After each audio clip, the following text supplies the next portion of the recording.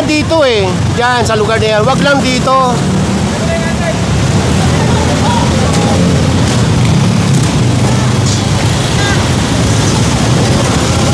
Ito, mga nadaanan dito. Ay, ang dami dito sa may ito pa. Ito yata yung mga isa pa sa mga nirereklamo dito.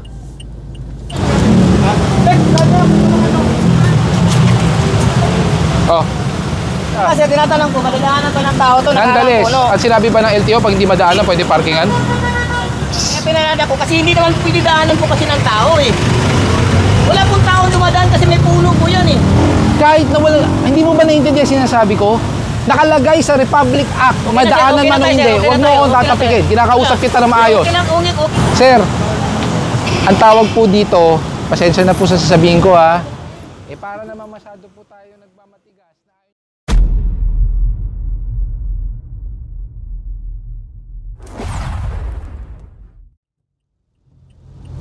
So magandang umaga sa inyong lahat. Ngayon ay November 11, 2025 at sa oras na 9 ng umaga.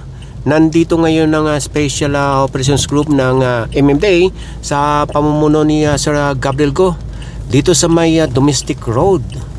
At nandito ngayon ng clearing operation dahil sa mga reklamo. Yung may mga inahatak na to, no? Yung mga motorsiklo na nakaparada dito sa may harap lang ito ng ano tayo northbound at harap tayo ng dating Terminal 4. I-update ko na rin kayo dito sa may Terminal 4. Ito na siya ngayon, oh. Wala na, ginagawa na. Okay lang kita na dito, oh. So ayan na siya. So ito yung hinahatak sa kaliwa.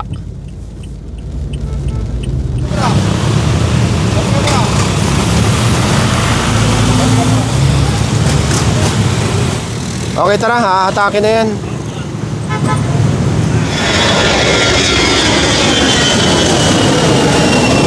Ngayon, mayroon pa mga complaint area sa bandang Taguig City.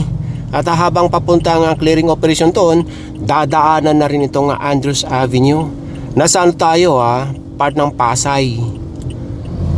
So habang papunta tayo sa may Andrews Avenue, ayan, meron tayong dyan sa video natin, may makikita kayong product dyan. Ngayon pagka halimbawa ang clinic nyo yan, dadalhin kayo sa online seller. Ay, pili na kayo. Tapos mayroon din niya sa mga description. At sa mga susunod na araw, lalagyan ko rin yung mga ibang videos natin para mag-enjoy kayo sa pagsha-shopping. So andito na tayo sa may Andrews Avenue. Maraming mga naabutan dito nagwi-waiting. Ito nilaslas na yung tent dito eh. Bumalik na naman. Okay na dito eh. Diyan sa lugar na yan. Wag lang dito.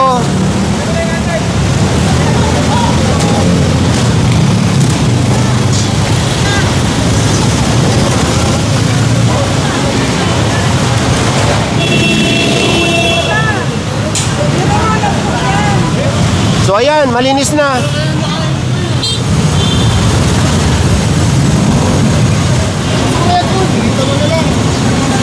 So dahil sa mga gulong na ito, titikitan lang ito ng environmental. So yung ticket na environmental na ibibigay dito ay wag nilang babaliwalain dahil mapapadalan sila ng summon pagka hindi nila binayaran yung ticket na ibibigay sa kanila.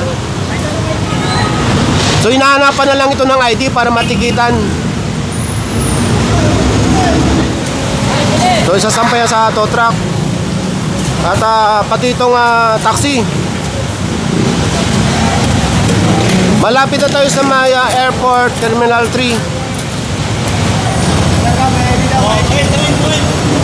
Itong food cart na ito, ilang beses na pagsabihan. So ayan, kinarga na.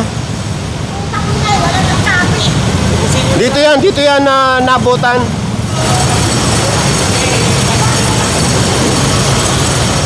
So ito natikitan dahil dito nagwe-waiting.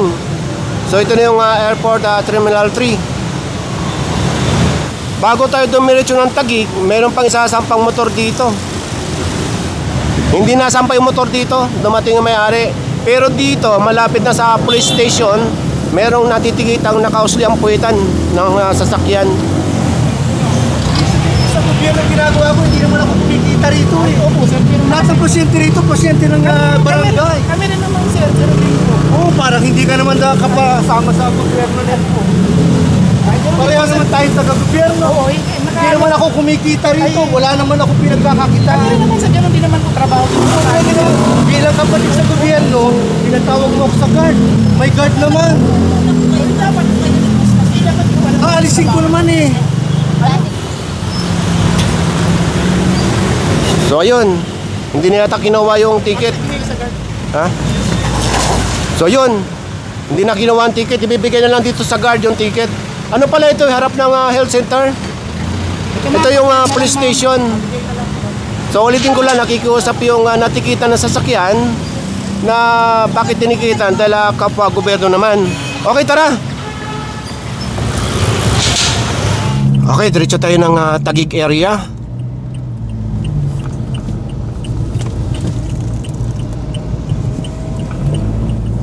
After natin sa may Andres Avenue, kumanan ng East Service Road at kumaliwa dito sa may C5 at nasa part na tayo ng Taguig.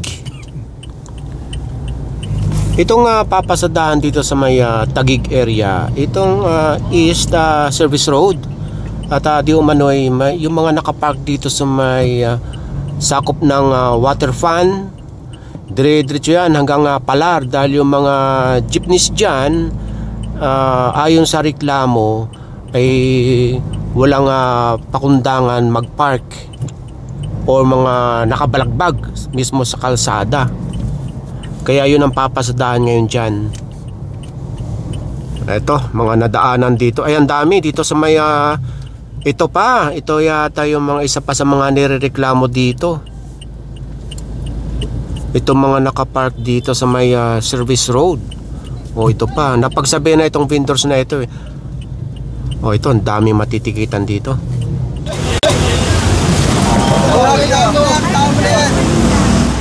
So itong sampayong kukumpiskahin. So itong mga paninda ipaliligpit, pero yung mga patungan kukumpiskahin yan. Biglang hawan dito na, may mga driver yung mga sasakyan ditong naabutan. So bahala na dyan ang skog. Tara, dito tayo sa unahan. May mahahatak na isa.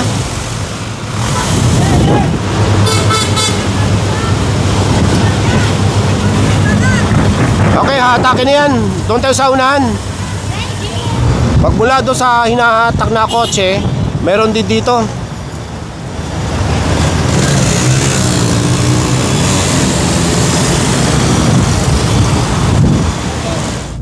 Naikarga na pala yun dito sa unahan.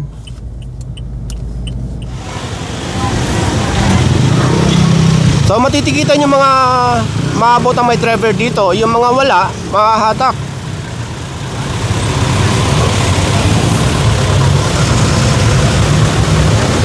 So ginawa na paggawaan yung sidewalk. So habang tinitikitan yung ginagawa sa sasakyan, dito naman may nasitang walang helmet. Walang helmet yung nagdadala ng motor. Approaching na tayo ng water fan. Ito na yung mga nirereklamo mga jeep na ito. So matitikitan lahat ito. Kasi dito ilang beses na nasita ito. Pick and drop lang dapat. Walang terminal dito. Eh kaso dapat ganito lang pag puno na alis na, pero walang waiting dito, nakapila eh. So ginawa ng terminal.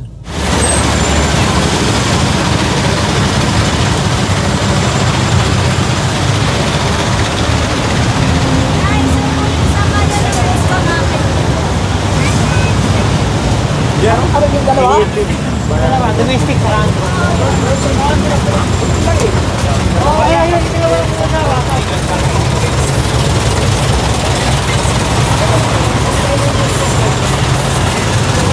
So nag-cross tayo dito sa may MRT at dire-diretso lang dito sa may service road northbound.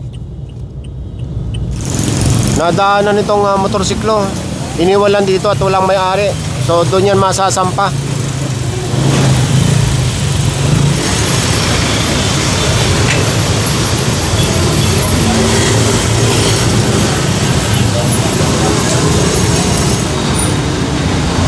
So ticket ito. May inahatak din dito sa unahan.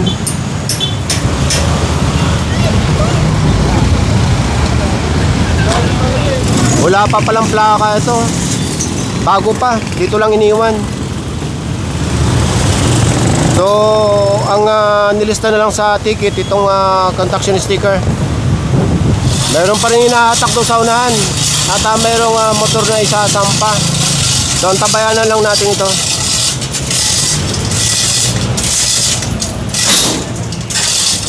So ito na, may caution na. Okay, tara.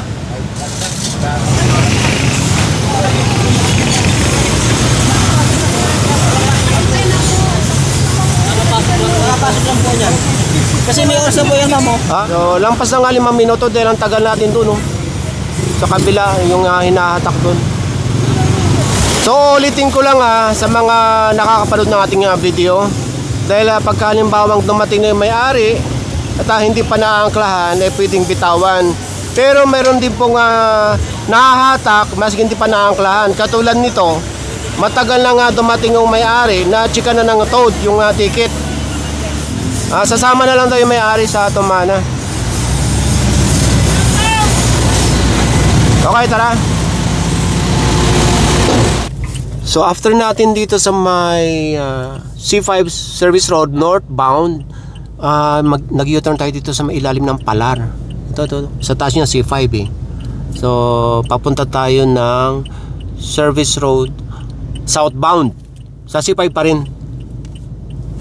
Diyan tayo galing. Nag-U-turn tayo dyan sa ilalim. So nasa C5 Service Road pa rin tayo, southbound. At pag U-turn natin, dito mismo sa kanto, pag U-turn, may nakaparadang kotse dito at mahahatak na. Dito pa pala nakatapat yung nahatak sa towing zone area.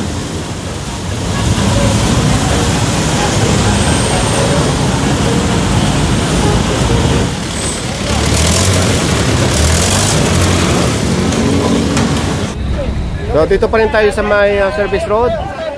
At yung mga tolda doon, ayun nagsasarili na sila magligpit.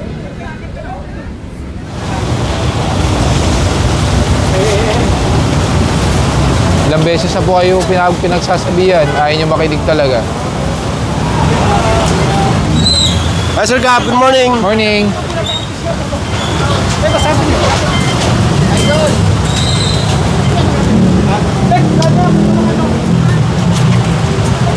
Oh.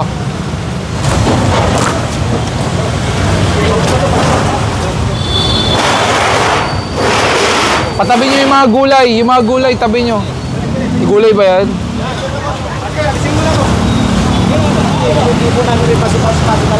Pa-claim nyo na lang. Wala namang babayaran yan. Pa-claim nyo na lang. Para magkaroon tayo ng pipirmahan na kasunduan na hindi nyo na ibabalik talaga. Papasok na sana po dyan.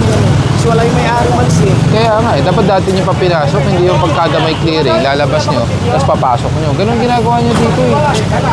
Araw-araw ko kayo dinadaanan. Halos ayoko na kayo pansinin kung hindi lang talaga may bumababang mga complaint dito sa inyo paulit-ulit eh. Kahit anong mong gawin, di ba kayo nakikinig? May pwesto naman kayo, ba't di nyo gawin sa loob yan? Nag-renta kayo dyan, di ba? Oh, bakit? Ang pagrenta nyo ba kasama yung sidewalk? Magnegosyo kayo sa tamang lugar, wala tayo magiging problema. Pakuha nyo na lang sa may-ari. Sa tumana lang naman yan. Laki-laki na ng pwesto nyo. Doon na kayo magnegosyo sa maayos. Huwag na sa bangketa.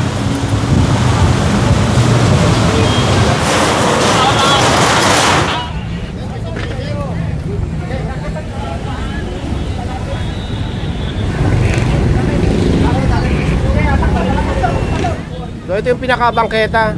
So dyan nakuha yung ang tawag ito. Yun. Okay, tara. After natin sa C5 nag-U-turn. So So ito na yung elevated U-turn. Yan yung lugar na yan. Yan ang papunta ng Makati, yung Kalayaan, papuntang Kalayaan. Nasa Kalayaan pa rin tayo. At ito yung papunta ng Pasig area or Buting. So nadaanan ito. Tikitan nyo na yan, yung Explorer. Itong kotse na ito, natikita na ito dati. Namatay yung mayari, hindi na ito mahahatak.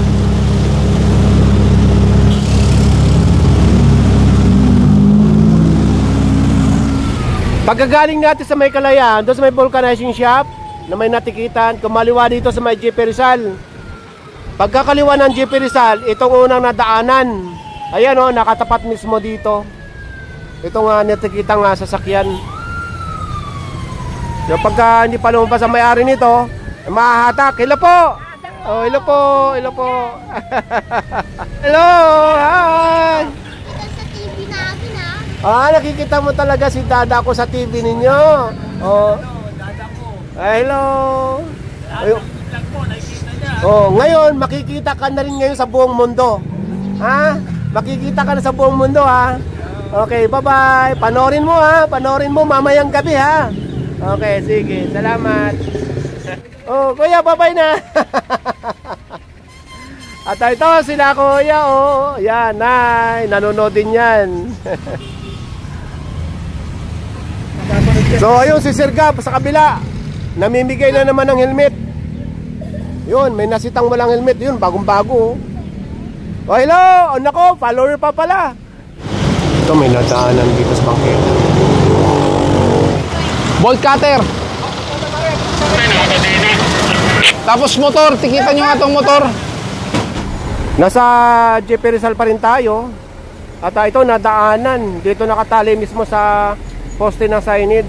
Isasampa na yan sa Skog. Tapos ito, nadaanan din dito. Nasa bangketa. Dahil malilim. So malapit lang to sa may sidecar.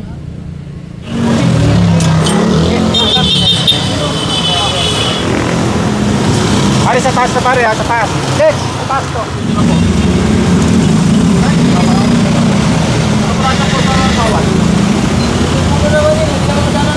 Sidewalk pa rin po yan. Kahit na sabi mong hindi madaanan, sidewalk pa rin yan.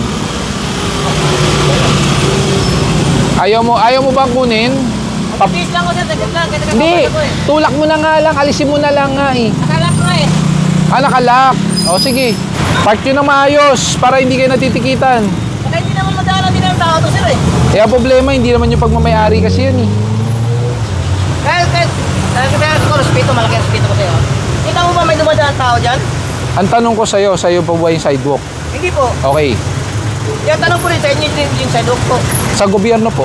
O sa gobyerno nga, wala din naman dadaan tao dyan eh. Nonetheless, kahit walang dumadaan, dapat klaro po yan. Yan ang problema kasi pag walang dumadaan, pwede ng parkingan. Pwede nang lagyan ng kung ano-ano. Wala naman dumadaan dito sir, nalaging puno. Dapat pinagtatanggal nyo nga yung mga puno na nakaharap dyan eh. Ay, ang problema sa city po yan eh. City po naglagay. Dapat kasi gobyerno kayo, di ba? Iba po ang jurisdiction ng city sa MMDA. Kaya nga po. Ay nako, wag na maghanap ng ng ituturo. Kaya nagpapaliwanag na dito ako. Hindi na sa gobyerno kayo, di ba? Opo. Oo, sa gobyerno kayo, di ba? Pero ikaw mamayan ka, di ba? So may lisensya ka. Opo. O di alam mo ang tama at mali sa lisensya. Kasi tinatanong ko, madadaanan to ng tao to. Nonetheless, ang sinabi ba ng LTO pag hindi madaanan, pwede parkingan? Pag sinabi ng LTO bago ka kumuha ng lisensya na pwede yun. Tinatanong ko nga isang Ang tanong ko nga sa'yo, kumuha ka ng lisensya. Hindi, kaya tinatanong kita para matuto ka. Kasi hindi ko alam paano ka kumuha ng lisensya. Huwag mo dyan sa lisensya. So, Kasi ang lisensya, kumuha kami ng lisensya para sa mga road, di ba? Ang lisensya. Ha? Sa road lang ang lisensya? Hindi. Kasi sir, ako, di ba? Pareho tayo. Ikaw, nasa gobyerno ka, di ba? Kaya bang daanan ng tao ito, nakahanap ng puno? Yun ang tanong ko nga.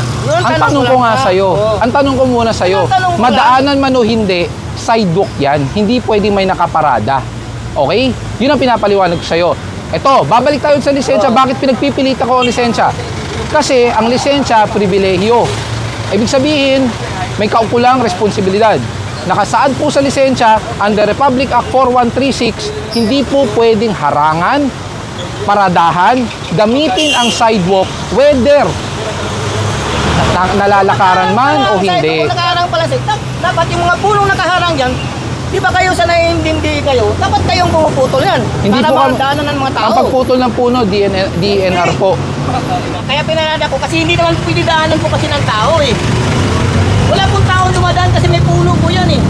Kahit na wala, hindi mo ba naiintindihan sinasabi ko?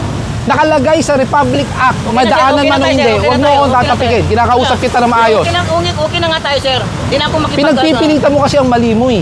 Yan ang problema sa inyo. Yun lang ang tanong Hindi ko, kayo sir. marunong tumanggap ng pagkakamali. Kaya nga pinapaliwanag. Hindi ako makapag-ano sa'yo, hindi ako makapag-away sa'yo, hindi ako Hindi rin ako nakipag-away. Kaya sabi ko sa'yo, makinig ka para matuto ka Okay na nga po. tumanggap kasi ng pagkakamali. Mahirap naman kasi magbangayan tayo eh. Okay na po, trabaho niyo po yan eh.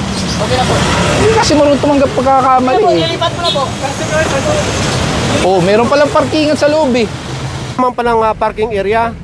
Dito, ayun oh, sa gate na yon, doon ipinasok yung motor. So ayan, dito pinasok sa loob.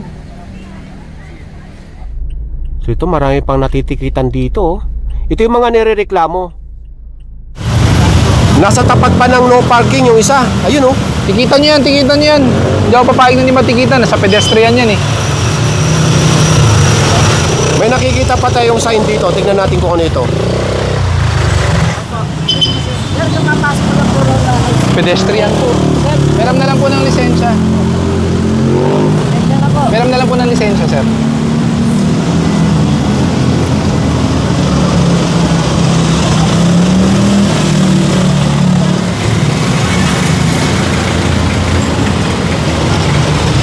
May mga driver naman or may-ari. So ticket lang lahat ito.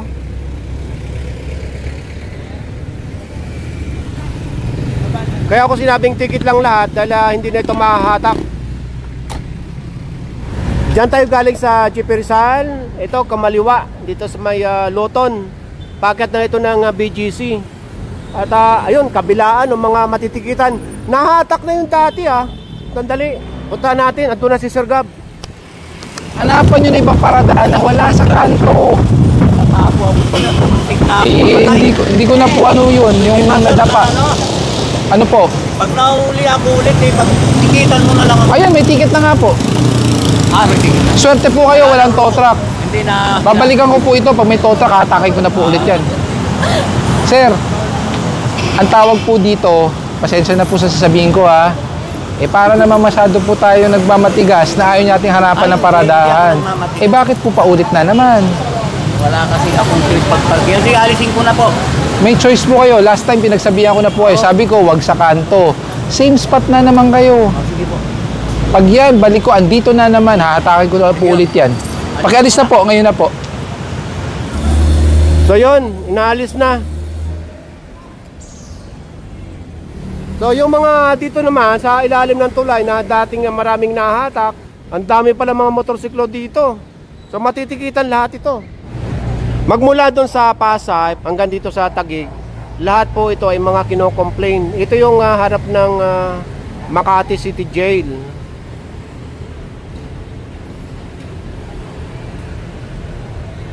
So hanggang doon pala may nakapark. So ito, natikita na ito. Wala na rin yung sasakyan dito. Nakaalis na. Wala na rin yung mga motor dito. Ang oras ngayon ay 12:20 na ng tanghali. At oras na ng pananghalian. So back to base na muna tayo.